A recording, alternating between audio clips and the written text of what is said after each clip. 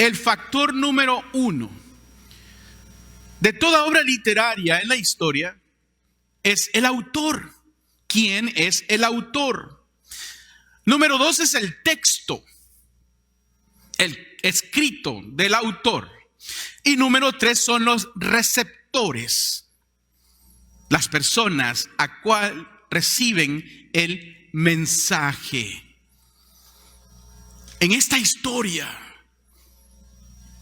de la Biblia, el texto, el autor único es Dios. Diga, es Dios.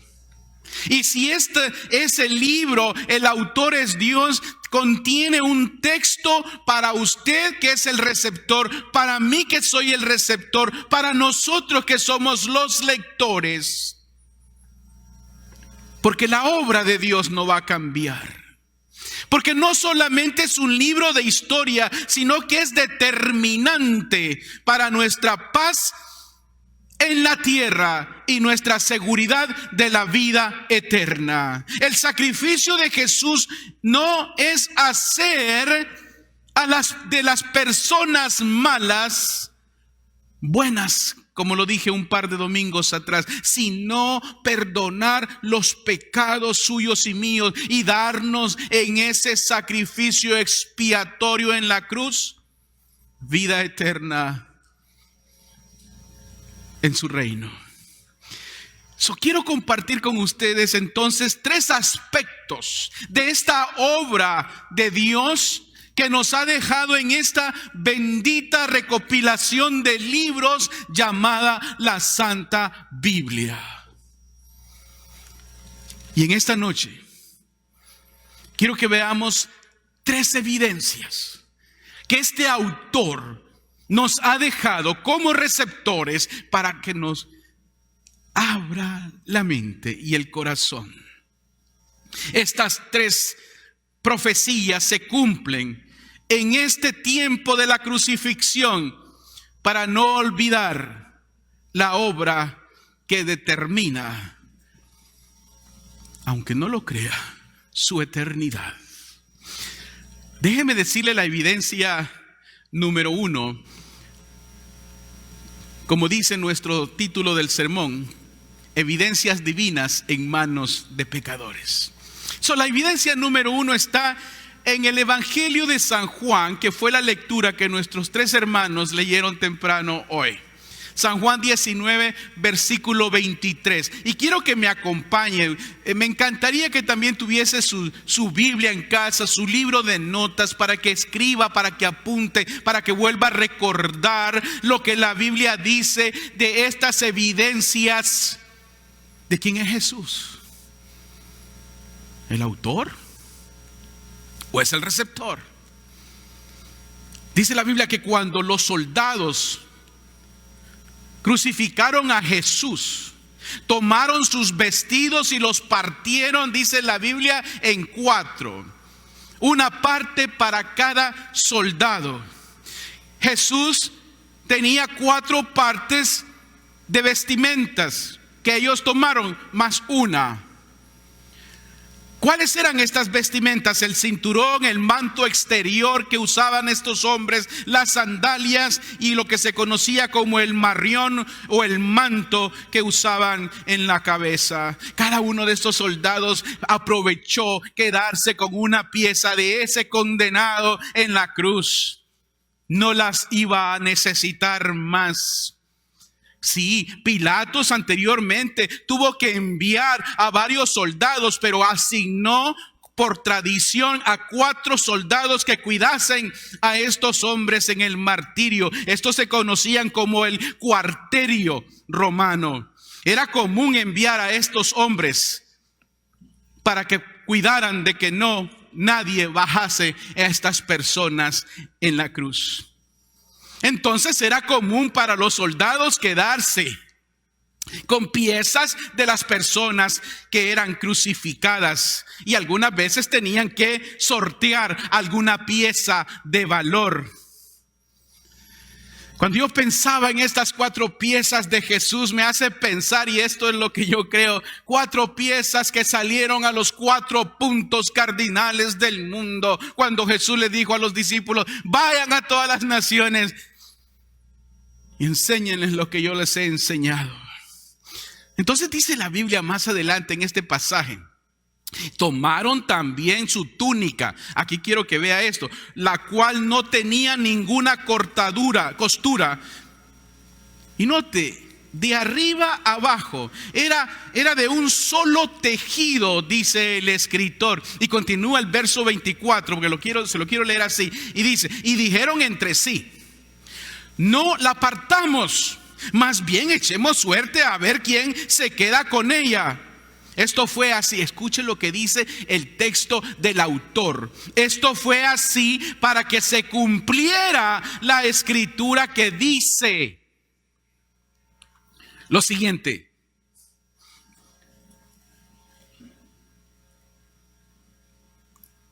échenlas a la suerte mis vestidos. Note el texto. Y se los reparten por sorteo. Es interesante. ¿Por qué los detalles de la vestimenta que el apóstol San Juan en este santo evangelio nos quiere revelar? ¿Por qué el apóstol San Juan está tan interesado aún en decir que la pieza esta era de un solo tejido? ¿Por qué el apóstol San Juan está con detalles de las 4 partes de la vestimenta de Jesús?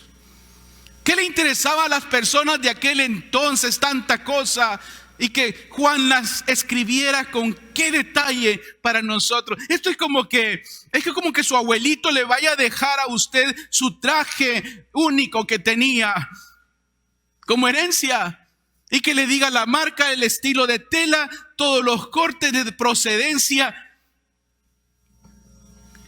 ¿Se lo va a poner? No, que tenía que tener todos esos detalles en la Biblia. Pero recuerde quién es el autor, y el autor no pasa nada desapercibido. Se lo voy a mostrar. ¿Por qué Dios lo quiso así? Porque Él estaba escribiendo la historia. Porque para Dios, diga, no hay casualidades. En Cristo Jesús se cumplen todas las profecías. 332 profecías cumplidas en Jesús. ¿Por qué la túnica? De una sola pieza. Y es que la túnica de Jesús, hermanos, era la túnica de un sacerdote, de un sumo sacerdote judío. ¿De qué entonces serviría esta túnica para los soldados? Romperla perdería su valor para ellos. Entonces dice, echemos suerte. Y así lo dice el texto que leímos en Salmo 22, 18. Echaron suerte. El que escribió allá atrás el Salmo 22 estaba presente ahora aquí. Jesús no solo murió aquí como rey, sino como, diga, un verdadero sumo sacerdote. ¿Es el oficio de los sacerdotes interceder por el pueblo o no? ¿Es el oficio de los sacerdotes estar delante de la congregación? Es entre usted y su Creador, sufriendo las consecuencias del pecado para que usted no sufra las consecuencias de la condenación eterna. El sacerdote está tomando su lugar, porque la Biblia dice que la paga del pecado es muerte, mas el regalo de Dios es vida eterna en Cristo Jesús, Señor nuestro. Y el apóstol San Pablo se lo recuerda a Timoteo en las siguientes palabras: porque hay un solo Dios y un solo mediador entre Dios y los hombres, que es Jesucristo hombre. No hay más nadie, ni usted ni yo podemos pedir a alguien más que interceda por nuestra salvación, porque no hay otro sacerdote más grande que el que murió en la cruz, santo y sublime. El sacerdocio de Jesucristo no se divide, la túnica no se podía romper, no se rompe en 4 pedazos. Es el único mediador y no hay otro más. Aquí Dios le está mostrando a usted y a mí quién es el que está muriendo entonces en la cruz. Por si no entendimos la palabra escrita, en la cruz está la evidencia. Únalas, porque llegará el día en donde no tendrá usted ni yo excusa por no saber de la Escritura. Así lo dice la Biblia. Él es el único sacerdote. El libro de Hebreos capítulo 10, versículo 21 al 22 lo dice: y puesto que tenemos un gran sacerdote al frente de la casa de Dios, acerquémonos, escuche, con un corazón sincero y con la plena seguridad de la fe, dice el escritor de Hebreos, que es Lucas.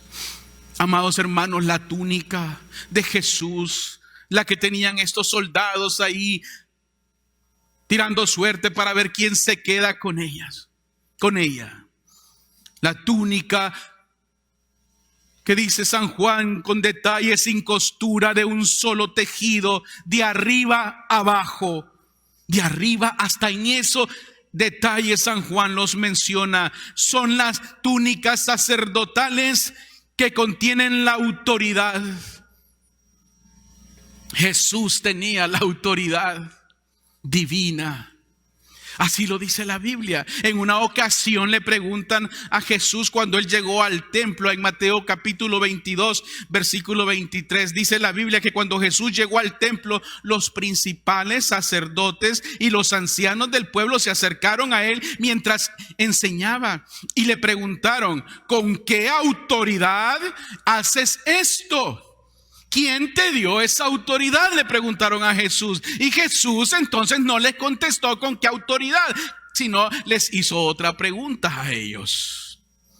Más adelante, Jesús revela a sus discípulos una vez más de dónde venía esa autoridad. Los soldados no la entendían, pensaban que solo era una pieza única de un solo tejido, pero Dios estaba dejando entre nosotros la autoridad divina. Es interesante, en Mateo, después de la resurrección, capítulo 28, escuche esto, y versículo 19, dice lo siguiente, se lo voy a leer. Jesús se acercó y les dijo, después de la resurrección: toda autoridad me ha sido dada en el cielo y en la tierra. ¿Qué le parece? Toda autoridad me ha sido dada en el cielo y en la tierra. Entonces Dios nos está mostrando a través de las palabras del apóstol San Juan, específicamente en esa túnica, que el autor de toda la escritura nos está mostrando la autoridad una vez más del Señor Jesús. Y hermano y hermana, tome muy en serio esto que le voy a decir. Esa autoridad un día se va a mostrar. Y no hay doble oportunidad. El sacerdote une a los creyentes para recibir la expiación ahora de sus pecados por la ley de Moisés. Ahora este único sacerdote nos une en el sacrificio para perdonar nuestros pecados, y prueba de ello es su sangre que se derrama como cordero inmaculado que quita el pecado del mundo. ¿Lo recuerda? Ahora aquí está el cordero. En efecto, entonces la muerte del Señor Jesús sirvió para unir a las ovejas dispersas, como las que no tienen un pastor, en un solo rebaño, bajo el cuidado de un solo pastor. Así como lo dijo Jesús anteriormente en este mismo evangelio de San Juan. Así como el Padre me conoce a mí y yo conozco al Padre y yo pongo mi vida por las ovejas, dice el Señor, también tengo otras ovejas que no son de este redil, también aquellas debo atraer y oirán mi voz y habrá un rebaño y un solo pastor. Ese pastor ahora estaba derramando su sangre para perdón. El deseo entonces de Dios, el autor de todo, recuerden, no se salga de ahí, es que su iglesia esté unida. Como dice el credo apostólico, y creo en una sola iglesia. Bien dice San Juan una vez más en el capítulo 17, versículo 21. Para que todos sean uno, como tú, oh Padre, en mí y yo en ti, que también ellos sean uno en nosotros, para que el mundo crea que tú me enviaste. El mundo crea que tú me enviaste. Hermano y hermana, si el autor es claro en su libro, ¿qué más tengo yo que explicar de la divinidad de Jesús, el que está muriendo en la cruz? Soy la evidencia número uno. Sus ropas revelan su sacerdocio y su autoridad visible. Luego entramos a la segunda evidencia. Note lo que dice nuestro texto de San Juan 19, ahora el versículo 28. Después de esto, y como Jesús sabía que ya todo estaba consumado, dijo: tengo sed, para que la escritura, dice San Juan, se cumpliera. Jesús dijo: tengo sed. Recuerde que el autor conoce el mensaje y no se sale del mensaje de principio a fin.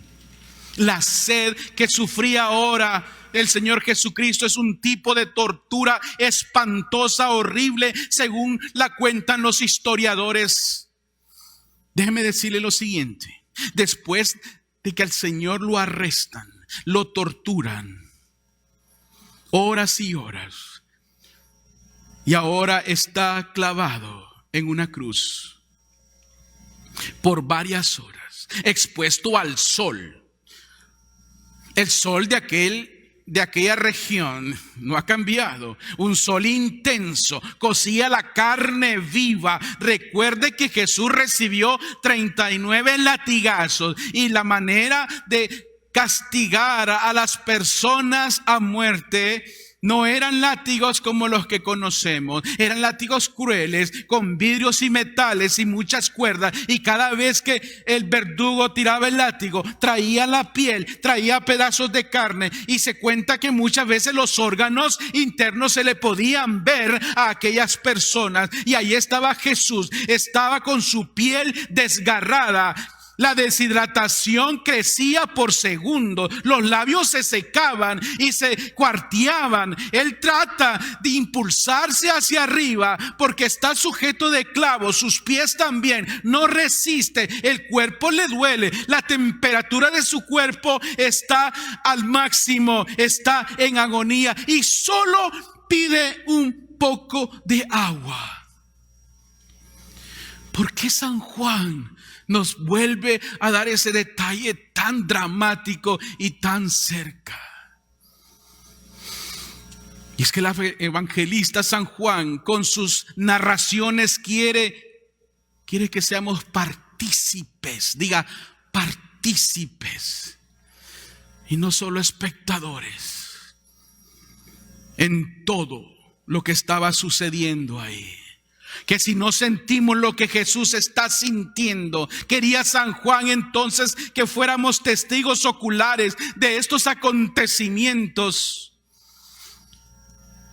Y por eso Él los describe con tanto detalle y corazón, para que usted y yo nunca los olvidemos. Y otra vez más, Jesús, como autor de su propia historia y libro, nos lleva una vez más al Salmo 22:5, que dice: tengo seca, muy seca la garganta. La lengua se me pega al paladar. Salmo 22:15. Si se da cuenta, profecías estando ahora reveladas. El mismo que dijo tengo sed fue el que en las bodas de Canaán convirtió agua en vino. El mismo que le ofreció a la mujer samaritana agua para satisfacer para siempre su sed, es el mismo que clama por agua. El mismo que en la fiesta de los tabernáculos dijo que el que cree en mí, como dice la escritura, de su interior correrán ríos de agua viva. Y es que la sed que sufre Jesús es mucho más que la necesidad de beber agua para refrescar su lengua y calmar el dolor de sus labios destrozados. Es la sed de Dios que sufren los que han sido privados de la presencia del Cristo. Como dice la escritura, mi alma tiene sed de Dios y del Dios vivo. Hay algo más terrible, hermanos, que morir de sed o por falta de este precioso líquido, y es estar alejados de la presencia de quien calma la sed, Jesús. Usted recuerda la parábola del rico y Lázaro en Lucas 16, especialmente en el versículo 24. Note lo que dice. Entonces gritó, o sea, el rico: Padre Abraham, ten compasión de mí. Envía a Lázaro para que moje la punta de su dedo en agua y me refresque la lengua, porque estas llamas me atormentan. En la sed entonces que sufre cuando nos alejamos de Dios es la sed que tenemos y queremos saciar muchas veces en los lugares equivocados, como en la historia del rico y Lázaro. Ahora él deseaba refrescar sus labios. Mira lo que le voy a decir. En esta noche quiero usar todos estos pasajes porque la Biblia, el autor por sí solo habla, no yo. Jeremías capítulo 2 versículo 13 dice lo siguiente, mírelo, léalo conmigo. Porque dos males ha hecho mi pueblo, dice Dios, dos males ha hecho mi pueblo. Me dejaron a mí fuente de agua viva. ¿No dijo Jesús que él era fuente de agua viva? Y cavaron para sí cisternas rotas que no retienen agua. Ese es el hombre que se cree que él puede por sí solo y por su propia autoridad retener el agua que le da la vida. Y la Biblia dice no puedes. Es Dios el único que te da el agua de vida. Jesús sufre la sed entonces para abrirnos la fuente de agua y así satisfacer nuestra propia sed, la sed de Dios, con el don del Espíritu Santo. Esa sed de ese pastor que nos pastorea como sus ovejas, que nos lleva a corrientes de agua viva. Jesús viene ahora a calmar en su muerte nuestra sed. Esa sed que muchas veces no la entendemos. Cuando hay dudas, cuando hay problemas, preocupaciones, desesperaciones, especialmente en estos tiempos de pandemia, nos deshidrata. Y Jesús nos está diciendo, yo soy esa agua. Es interesante. Y mire lo que dice ahora el versículo 29 de nuestro pasaje. Entonces había ahí una vasija llena de vinagre, dice el texto. Entonces ellos empaparon una esponja en vinagre, la pusieron en un hisopo. Mire qué detallista es el apóstol San Juan, un hisopo, y se la acercaron a la boca. ¿Nos interesa saber estos detalles? A mí sí. Esta combinación, le voy a explicar en primer lugar. de bebida. Era un tipo de vino barato, como el peor vino que había. Muchos soldados lo usaban cuando iban a los campos de batalla o en cualquier lugar, porque no tenían los recursos para comprar un buen vino. Usaban esto, ahí lo tenían ellos. Recuerden que eran 4. Iban a estar muchas horas y posiblemente varios días ahí. O sea, habían llegado algo equipados. Otros escritores piensan que lo usaban como un prototipo de droga para calmar el dolor que sufrían los crucificados. Así somos las personas. Le damos a Dios lo peor, como estos soldados, mientras Él dio lo mejor, como en las bodas de Canaán, el agua en vino. Nosotros le damos vinagre con hiel, así como Él nos da muchas bendiciones. ¿Qué le damos nosotros a Dios? Lo que sobra. No le damos el primer lugar. Somos como ese soldado. Sí, nos molestamos en la historia oyendo la actitud de los soldados, pero a Jesús le damos lo que no nos cuesta nada.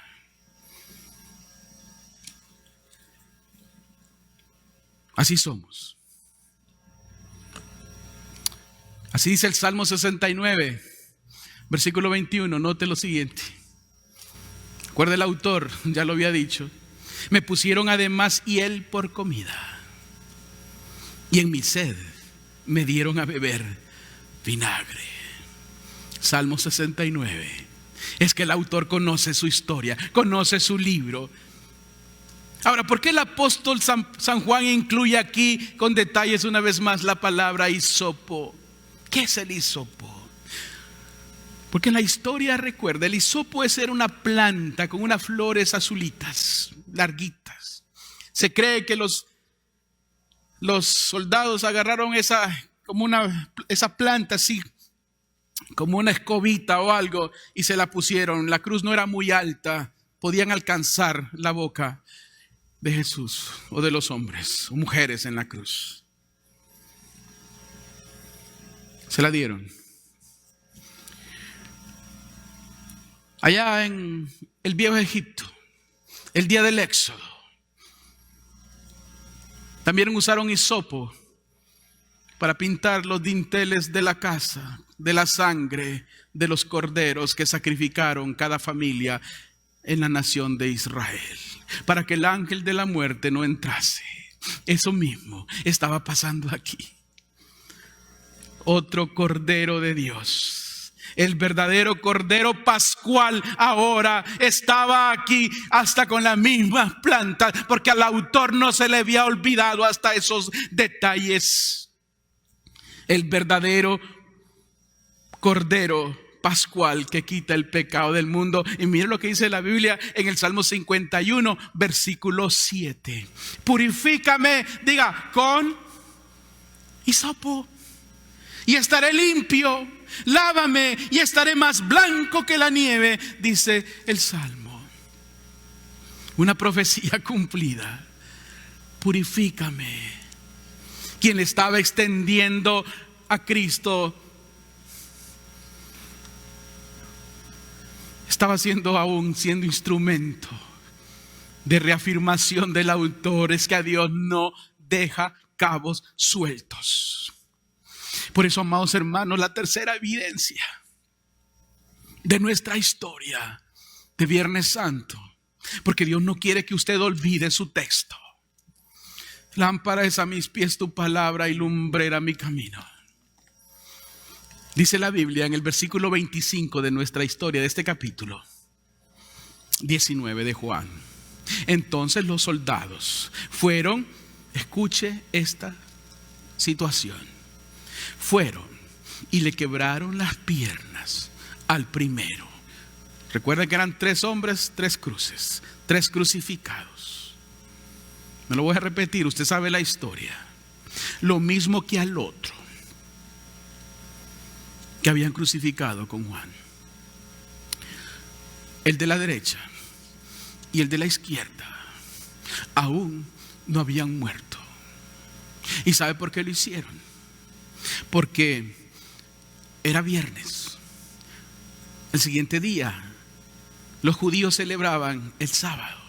No se trabajaba, no se podía hacer nada. No podían dejar a estas personas ahí crucificadas. Tenían que morir. Tenían que morir.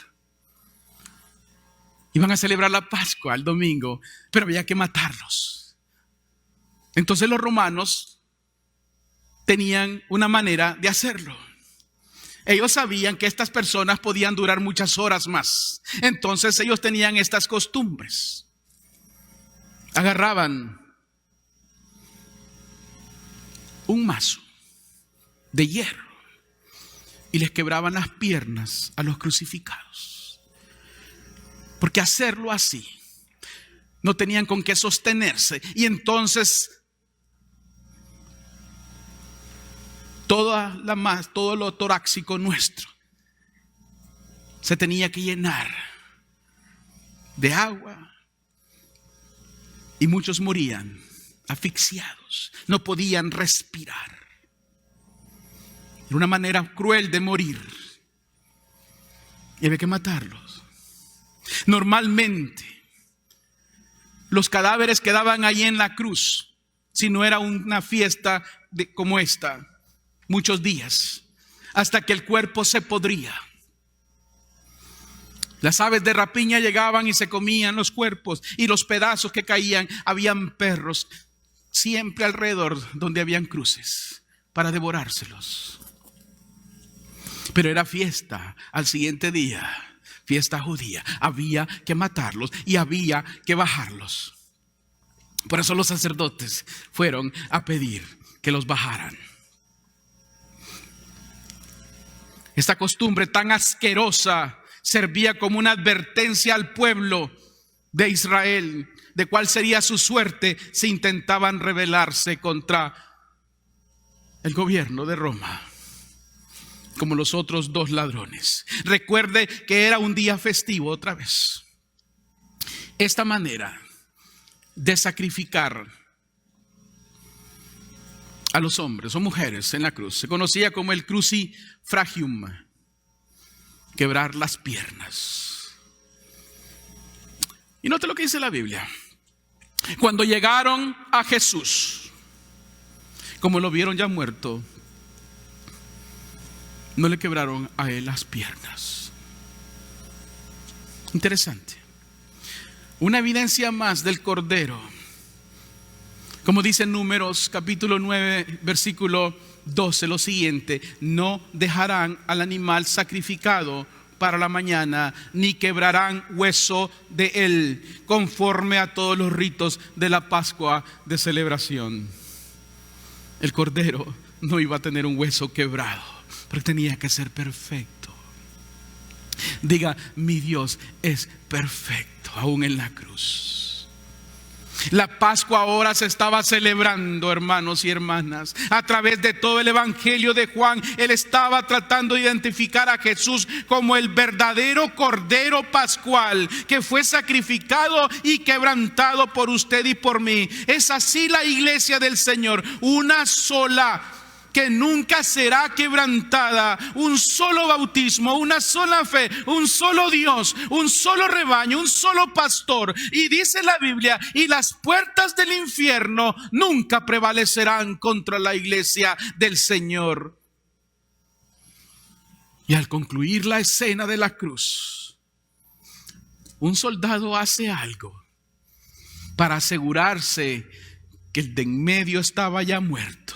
Dice la Biblia así: pero uno de los soldados le abrió el costado con una lanza, y al instante le brotó sangre y agua. Qué hermosa despedida de la presencia de Cristo en su naturaleza humana. La sangre para la expiación, recuerdan el sacrificio judío, la sangre para la expiación y el agua para la purificación, como el agua convertida en vino. en las bodas de Canaán. Los dos sacramentos para el perdón de los pecados, el bautismo y la sangre de la comunión, emanan del mismo cuerpo del hombre de la cruz. Me encantan las palabras de aquel padre de la historia cristiana, San Agustín de Hipona, que dijo: en este abrir del costado de Cristo veo el origen de la iglesia, la cual brota del costado del postrer Adán. Así como en el costado de Adán Dios le dio a su esposa Adán, ahora la iglesia es ahora llamada la novia del Cordero, la novia de Cristo, esperando que llegue la celebración de las bodas del Cordero, que surge del costado, ahí donde se traspasó el mismo corazón de Dios. Y luego la Biblia, para concluir, dice, el versículo 35 de nuestra historia de Viernes Santo: el que vio esto da testimonio, dice la Biblia, y su testimonio es verdadero, y él sabe que dice la verdad, para que ustedes también no te crean. Porque estas cosas sucedieron para que se cumplieran la Escritura. No será quebrado ningún hueso suyo. Versículo 37 dice: además, hay también otra escritura que dice, note, mirarán ¿a quién? Al traspasado. Lo vieron muchos después de la crucifixión, cuando Él resucitó. Se cumplió la escritura, ¿se da cuenta? Pero voy a concluir con estos dos pasajes bíblicos para cerrar este mensaje de Viernes Santo, con el texto que el autor nos dejó. Dice el profeta Zacarías en el capítulo 12 del Antiguo Testamento y versículo 10: y volverán los ojos a mí, y llorarán por el hombre a quien traspasaron, como se llora y se guarda luto por el hijo primero y único. Será Jesucristo. Zacarías lo profetizó. Y llorarán, pero lo verán, sus ojos lo van a ver un día. Pero hay otra profecía que si ya, como decimos, no le cayó el 20, yo no sé qué va a pasar. Pero mire, el autor es claro, Dios no deja cabos sueltos. Apocalipsis capítulo 1, versículo 7 dice lo siguiente: miren, ya vienen las nubes. Léalo conmigo, escríbalo ahí en su chat si quiere. Escribe este pasaje y mándelo con todos sus amigos. Miren, ya vienen las nubes y todos lo verán, aún los que escríbalo, traspasaron. Y todas las naciones de la tierra harán lamentación por él. Sí, amén. Así dice la Biblia. Ese Jesús traspasado un día va a venir, y todo usted y yo lo vamos a ver, aunque tarde. De los sepulcros saldremos. Usted crea o no crea, le busque excusas a Dios, a la Biblia, es que ese no es el autor verdadero, y cuánta teoría humana el ser humano quiera sacar, va a pasar. Va a pasar. Las profecías del Antiguo Testamento pasaron en la cruz. Ahora estamos esperando ya no al crucificado para volverlo a crucificar, sino el crucificado va a venir y usted y yo lo vamos a ver. Y qué gozo para mí y para aquellos que esperan su venida con alegría. Por eso Viernes Santo no lo podemos olvidar como el mundo lo está olvidando. Semana Santa, ¿qué significa para muchos? Easter, huevitos de colores, conejos, desayunos, brunches. ¿Conoce al autor de Easter? es mejor que lo vaya conociendo. El que a mí viene, dice el Señor Jesús, yo no le echo fuera. Que esta noche determine una vez más quién es Jesús en su vida.